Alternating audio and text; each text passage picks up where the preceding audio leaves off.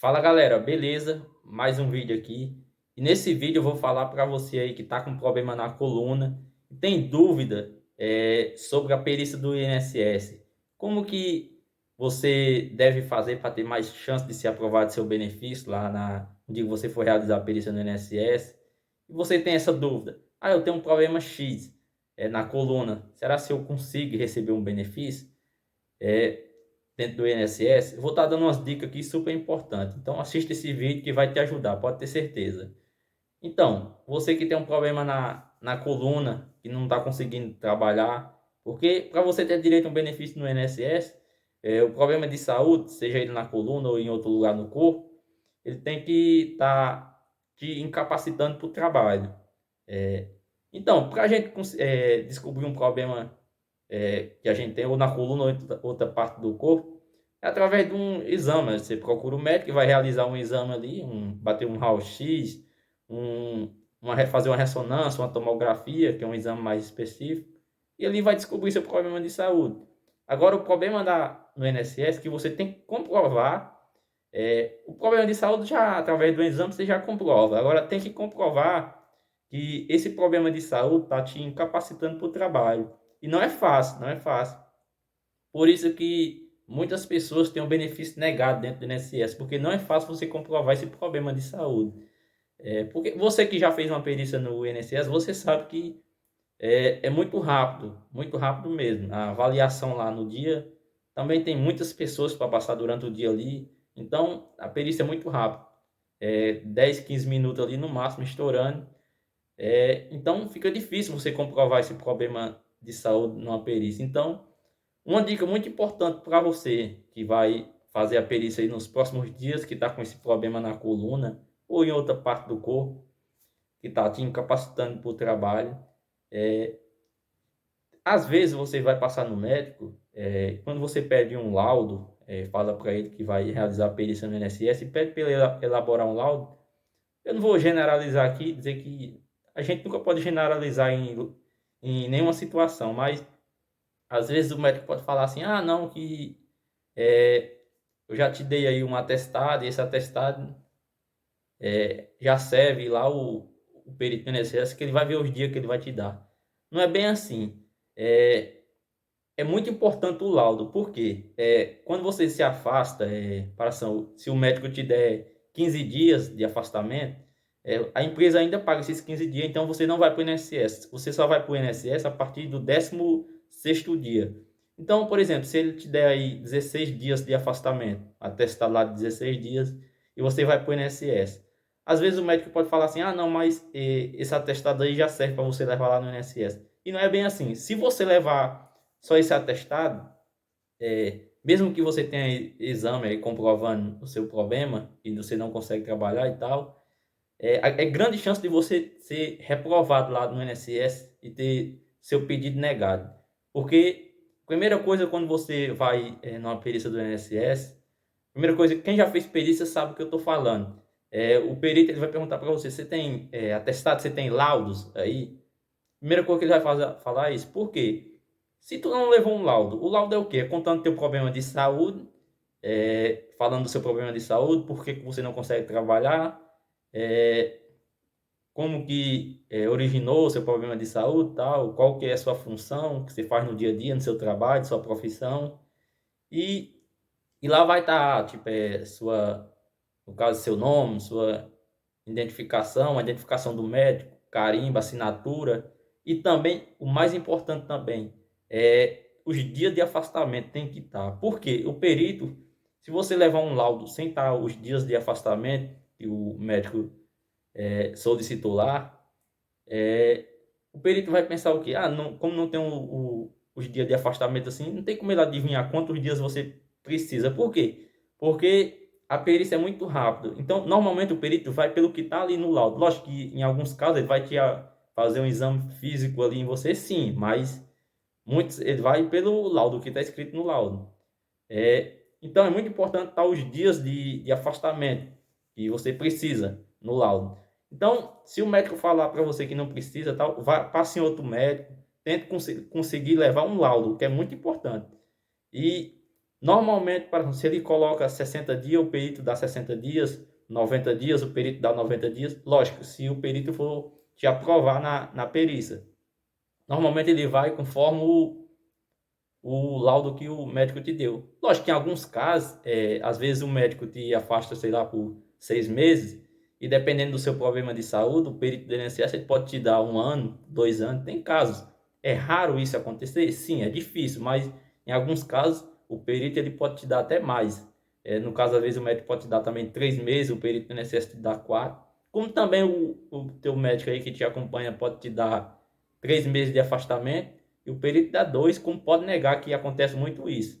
Então, uma dica muito importante é sobre o laudo. O laudo é você levar um laudo contando seu problema de saúde detalhado. Eu sei que não é fácil você conseguir esse laudo, porque às vezes você passa na consulta, tá, o médico às vezes te dá um laudo e não está muito especificando o seu problema de saúde, por que você não pode trabalhar.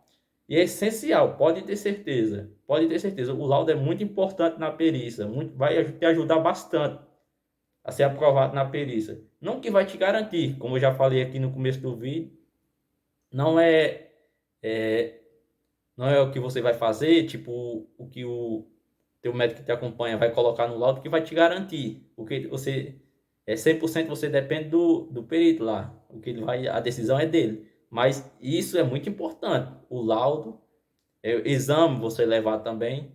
E lembrando que no dia que você for fazer a perícia lá no INSS, no dia que você for chamado para entrar na sala, é, às vezes você vê falando, a pessoa falando assim, quando você chegar no perito, conta a sua situação assim, assado e tal.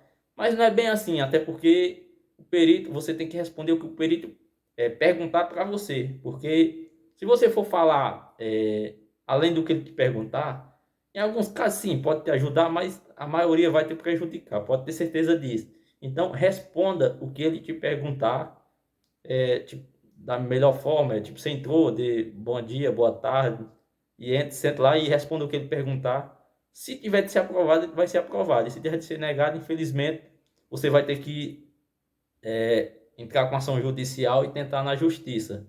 Porque principalmente, o assunto que eu estou abordando aqui nesse vídeo, referente a problema na coluna, não é fácil para você comprovar esse problema lá no INSS. Muitas pessoas têm o benefício negado, o pedido negado em questão de um problema aqui, um problema na coluna, porque não é fácil você comprovar que esse problema de saúde está te incapacitando para o trabalho. Às vezes a pessoa fala, não, que fulano trabalha sentado e tem um problema na coluna, mas dá para sentar. Não é bem assim, porque eu conheço pessoas que trabalham sentado, por exemplo, trabalham num mercado, num supermercado, e trabalha sentado de operador de caixa, e essa pessoa, ela já teve que operar a coluna por conta de tanto ela ficar muito tempo sentada, que dá problema na coluna também. Não é só, lógico, aquela pessoa que trabalha carregando peso, tem mais facilidade de gerar um problema na coluna, mas quem trabalha sentado também, infelizmente acontece, dá um problema na coluna. E essa pessoa ela teve que operar a coluna, ela operou, ficou 4 meses afastada, e recentemente ela fez depois que ela voltou para o trabalho, depois ela estava sentindo muita dores, e ela fez um pedido dentro do INSS e foi lá fazer a perícia e teve o benefício negado.